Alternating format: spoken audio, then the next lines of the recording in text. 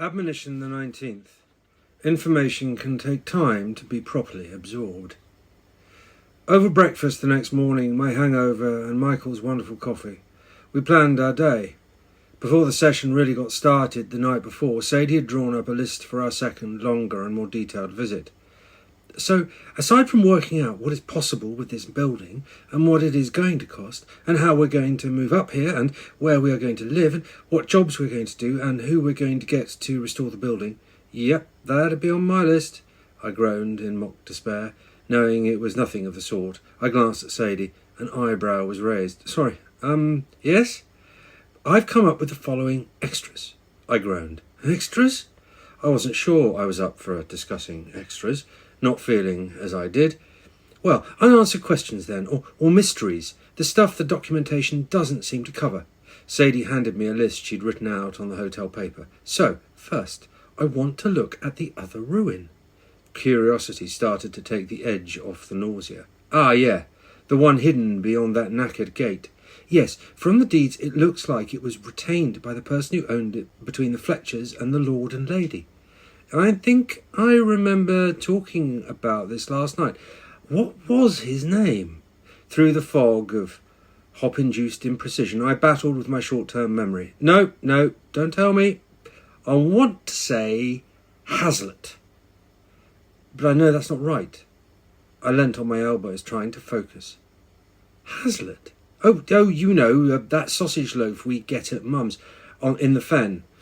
I realised that Hazlitt had not been a food to mention in this particular morning and exited stage left quickly.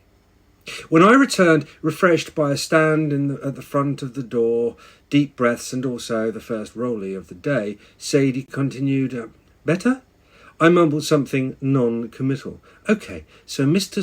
Sausage Loaf, I groaned. Oh, stop. Well, he retained the ruin, plus the rest of the original lot, around 240 acres, and the lodge as well, which he sold separately, I think. Quite the asset stripper, I slurred through a mouthful of toast. I was hoping a round or two would soak up whatever it was that was making me feel so dreadful. Well, yes, he sold the castle and 16 acres, plus the bridge, of course, to the Lord and Lady. Must have retained access over the bridge, surely. Or is there another crossing of the gorge? Don't think so. So, we'll look at that anyway. I paused. Remind me to ask George to look at the deeds for a servitude when I speak to him next. Yeah, then we should walk the boundary. Agreed. Probably do me the world of good. I sipped my coffee tentatively. That line around the parcel of woodland at the top looks odd, doesn't it? I can't think why it doesn't follow the stream. No, nor I. Who has a march which doesn't follow a watercourse?